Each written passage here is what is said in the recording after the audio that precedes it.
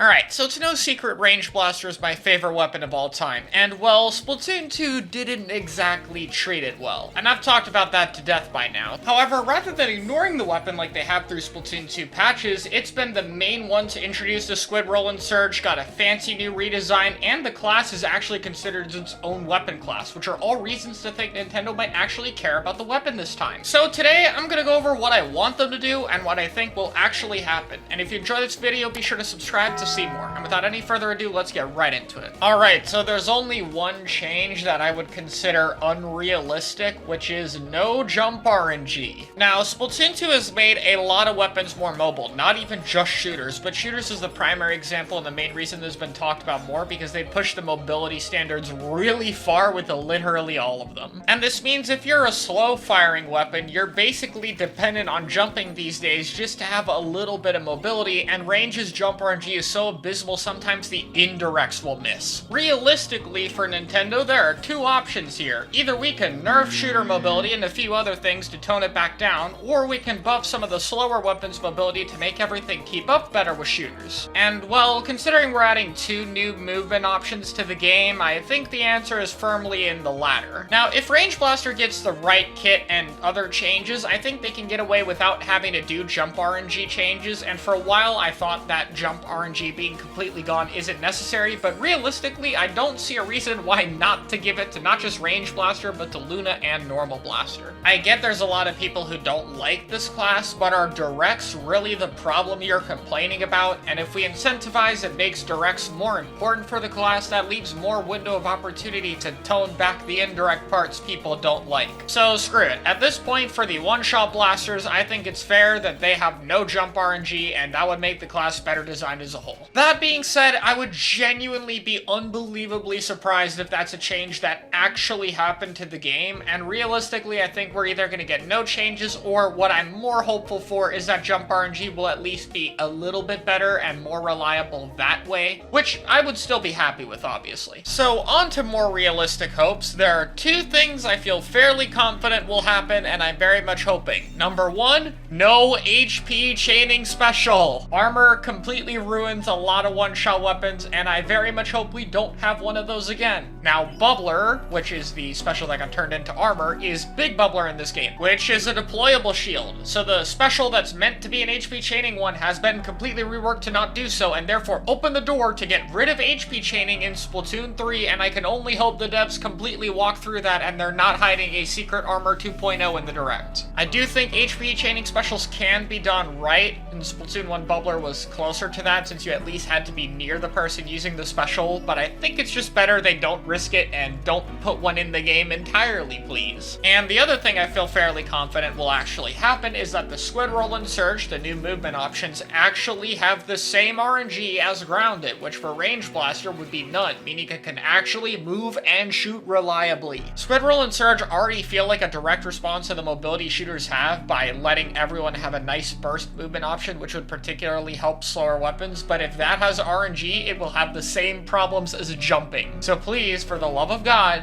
have it be the same RNG as when you're grounded. Again, they showed Range Blaster doing these specifically, so I'm fairly confident they'll be reliable, but man, if it somehow isn't, it's gonna be one of the most disappointing feelings for me. Alright, so up next are two quality of life changes. I think these would matter a decent bit, but if they don't happen, I'm not really gonna be that upset, and the first one is piercing shots. Now, I know this could technically have negative situations where you direct someone and the indirect explosion kills someone standing next to them, but it also has the positive of not having your kill denied because someone sharked right in front of you and tanked the direct. And on top of that, I always found the idea that the indirects exploding because they hit someone are kind of weird anyway, because the whole idea of indirects is they always explode at a specific range and you have to space correctly, so the fact that you can change that, even if it's with a direct hit, always felt weird to me. On top of that though, being able to pierce and direct multiple people in one shot would be awesome, and not being body blocked by your teammate standing 2 inches in front of you would also also be really nice. So, I mean, this is something that would be useful overall, even if it comes with that slight downside. I don't care. The other quality of life change is buffed indirect damage for better 2-shot. So basically, damage recovery happens so fast in this game that you can tank 2 outside indirect hits, because they only do 50 damage. If the minimum was 55 instead, this would mean they'd have to heal for a little bit longer, and 2 indirect should always be reliable as long as they're shot pretty fast. Alright, before we talk about kits, I have to bring up one thing. There are buffs for this weapon that I actually do not want them to do.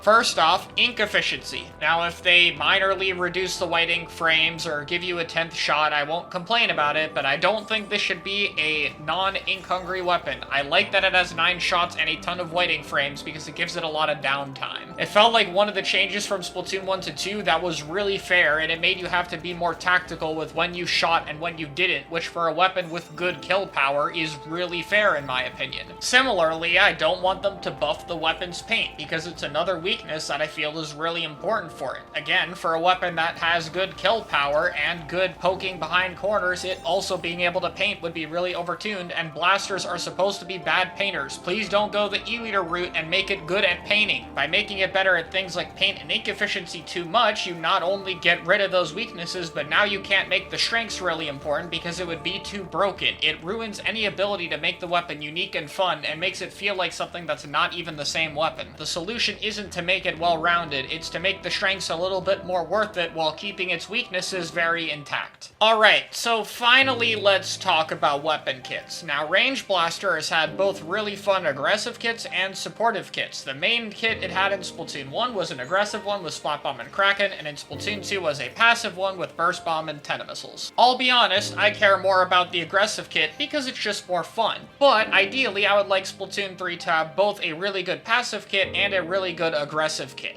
But if I could absolutely pick my #1 aggressive and supportive kits, I'm gonna do that. And as a bonus on screen, I'll be showing a tier list of all the subs and specials I want on the weapon the most, which will include a reworked Kraken and Echolocator because of the Splatoon 1 theme with returning specials. For an aggressive kit, my top pick is easily Splat Bomb. Not only has this been proven to work in a previous game, but with the ink efficiency that it has now, I think it's a really nice risk-reward. It can be useful for breaking objects, painting your feet somewhat fast, and being able to do chip damage, but it doesn't do any of those too well. And because you barely get any shots with it, it's still a real risk to actually choose to use it. I think it's perfect. As for the specials, I have 2 options. Zipcaster would work amazing because realistically this is a weapon that struggles to move a lot, so giving it the ability to move and go for long-range directs at unique angles would be really amazing for the weapon and really exemplify the whole skill shot nature of it. Also, using a direct to clutch your landing would just be hype. However, if they continue the Splatoon 1 returning special theme, I actually think a balanced Kraken would be amazing for it. Not only would it have more depth with the Squid Roll and Surge, but because Kraken has major Endlag as its main weakness and Range Blaster would have to hit a close range direct, I think it actually fits really well for the weapon. It's a special that lets you get closer, but you still have to be careful with that because Range Blaster by nature wants to be at a range where it can hit indirect, so it makes it risky to go in, and I really like that. Now, for a supportive kit, the special should easily be Killer Whale 5.1. It had Killer Whale in Splatoon 1 with Rim, and that's a really well-designed special in that game, and it should be in Splatoon 3. It does chip damage, and it relies on you still trying to move it and use your main weapon with it. It's pretty perfect. Now look, I know it's gotten Burst Bomb twice, and I like Burst Bomb, but if Range Blaster is an actual functioning main weapon that doesn't need Burst Bomb to exist, then I don't really know if it should have it. Torpedo could offer more utility while still allowing combos and painting your feet, and is way more creative, which gives you more options, even if it's not as strong, and personally I think it's a way better designed kit, especially paired with Killer Whale, so that would be my pick. So realistically, I expect Range Blaster to get a fun kit, aggressive or supportive, and I think Squid Roll and Surge won't have RNG, and that there won't be an HP chaining special. I don't expect any RNG changes on jumping, nor do I expect the perfect kits I listed today. If I had my way, I would not only have that, but I would have perfect accuracy, and I would of course pick the 2 kits I want. Also, I would make it heavyweight to compensate because I think a bit more gear dependency is fair. We need more heavyweight weapons and that model is big. I think if that happens and the game is well balanced, it would be a solid top of high tier. Really good in some places, but you wouldn't necessarily want it all the time, but you could use it all the time if you wanted to, which is the perfect spot in my opinion. Regardless of what happens, I want to end this video on a high note. I am positive that Range Blaster will be better in the 3rd game than the 2nd, because indirectly, the changes from Splatoon 1 to 2 sucked for it, but for 2 to 3 look like they're positive. Things like new new movement options and more fightable specials are such a big deal for this weapon, not just in it being better designed, but also in it being more fun. So I'm gonna be cautiously optimistic that Range Blaster is gonna be a lot better in Splatoon 3, and I can't wait to see how many of these ended up being correct. Thanks for watching, and I'll see you guys next time.